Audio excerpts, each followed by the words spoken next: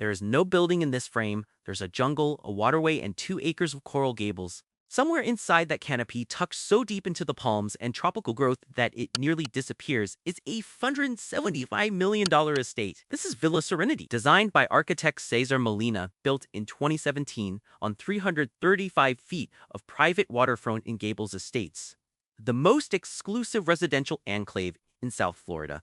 This isn't a home that shows off.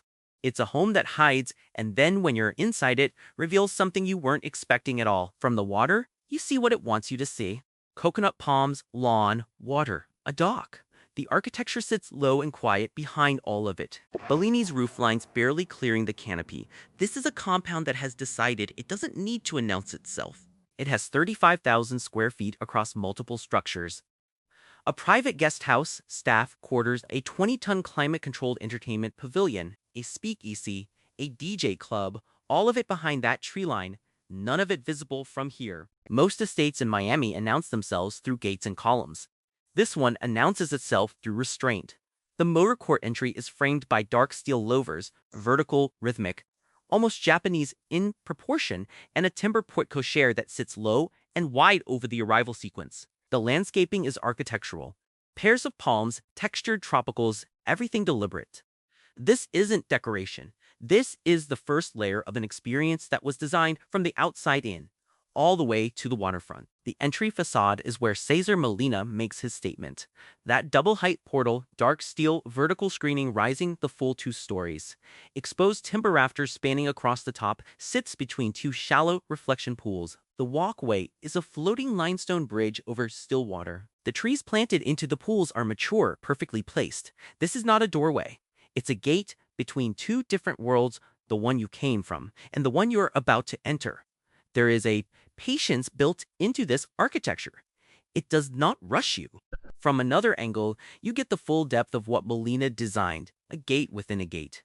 Steel louvered panels, a timber pergola floating above, reflection pools on either side with mature trees planted directly into the water. The interior courtyard is just visible beyond. What this architecture is doing, what makes it genuinely different from every other estate at this price point in Miami, is that it builds anticipation spatially.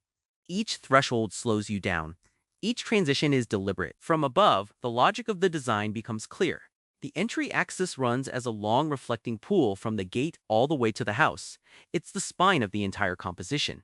Flanked by palms, bordered by tropical planting so dense it reads as rainforest from altitude. The tile-roofed wings of the compound spread out on either side. This too, minus acre lot, was not landscaped. It was curated. That timber pergola at the edge of the property frames the canal view like a painting. Travertine stepping stones over reflection pools. The waterway dead ahead. On a Tuesday morning, this is the walk from the main house to the dock. Most people drive to find a view like this. Here, you cross it barefoot on your way to the boat. This is the room that stops everything. The 20-ton climate-controlled entertainment pavilion. That ceiling, exposed tongue-and-groove timber planking rising to a hip peak. Structural beams crossing 3 commercial-scale ceiling fans spanning the full width, is the kind of detail that takes months to fabricate and years to source the material for. Plantation shutters run the full perimeter. Open them, tropical garden on every side. The bar seats a full dinner party. The stone-clad fireplace anchors the back wall. The large format TV above it means you can host 40 people here in any weather condition and never feel like you're inside. From this angle, you understand the scale. 2 full seating arrangements, deep modular sofas in cream linen, live-edge stone coffee tables anchor the room at either end. Woven pendant chandeliers drop from the ceiling at different heights. The bar runs along the full back wall. To the right, a dining table for 12. Through the open shutters on the right, the canal and the waterway. This pavilion does not have a closing time. 2 pool systems on this property. This one, the main lap pool, runs through the central courtyard between the wings of the estate, framed by Ipe hardwood decking on both sides. The shuttered facades of the estate wings look inward over it. The palms above are the same ones visible from the canal. In the middle of Miami, this courtyard is as quiet as a private resort in Asia. That quiet is not accidental. It was designed from above. The lap pool runs the full length of the central courtyard, terminating at a stone water feature wall. Ipe decking flanking both sides, the estate wings embrace it from left and right. This is the geometry of the compound in one frame: the main house, the guest house wing, the entertainment structures. All of it arranged around this central water axis that connects the street side of the property all the way down to the canal. The waterfront lap pool is a different experience entirely. It points directly at the canal, aimed like an arrow at the water beyond. Teak loungers on either side, coconut palms arching above, a yacht at the dock on the right. This is 335 feet of waterfront. No fixed bridges between here and Biscayne Bay. You're not buying a lot. You're buying the right to wake up every morning with open water access. And this is what that looks like. The interior great room is where the architecture makes its most dramatic move. That ceiling, exposed timber framing, rising double height. The structural geometry of the Balinese roofline, expressed from the inside, runs the full width of the room. The staircase is a floating steel structure with glass balustrades and solid timber treads. It reads as sculpture. White linen seating below, a marble slab coffee table at the center, large format abstract artwork on the wall. Clear-story windows bringing southern light down from the upper level. This room was not designed to impress visitors. It was designed to make whoever lives here feel that every ordinary day has a quality to it that is genuinely hard to explain. That fireplace wall is the reason this entire room was organized around it.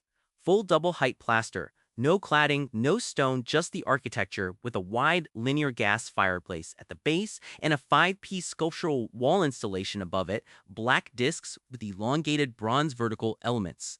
The art and the architecture are in dialogue. Floor-to-ceiling glass doors on both flanks pour garden light in from 3 sides. Picture a Wednesday evening, fire going, the shuttered garden glowing outside the glass. Nobody is looking at their phone. The formal living room is a tonal shift from the great room. Quieter, warmer, more contained. Walnut panel cladding runs the full height of the TV wall. The fireplace set into it at the base. White slip-covered chairs arranged around a solid walnut coffee table with a raw-edged steel base. The black-framed French doors and tall windows look out through the garden toward the waterfront. Through the trees, the canal. This room has fireplace number 2 of the estate's total complement, and it's the kind of room where an evening that starts at 8 o'clock is still going at midnight without anyone noticing. The covered outdoor terrace sits at the waterfront edge of the estate, directly on the canal. Tongue and grooved timber, louvered ceiling overhead, track lighting recessed into the beams. Teak-framed outdoor sofas and chairs, white cushions, burl wood side tables, the kind of live-edge organic pieces that tie back to the design language running through every room of this property. Travertine floor. The canal is 20 feet away through the planting. This terrace exists for one reason: to give whoever is sitting here nowhere else they would rather be. The primary bedroom is the best room on the property. Walnut paneling, the same material logic as the formal living room, runs the full width of the fireplace and TV wall. The fireplace is burning. Wing chairs flank the ottoman, the king bed in the foreground. 4 sets of full-height French doors run the back wall, each one opening directly to the waterfront balcony, the canal, the palms, the dock, the bay beyond. This is not a bedroom with a water view. This is a bedroom that is, architecturally, a part of the water. Wake up on a Thursday morning here, and you understand immediately why this property is priced the way it is.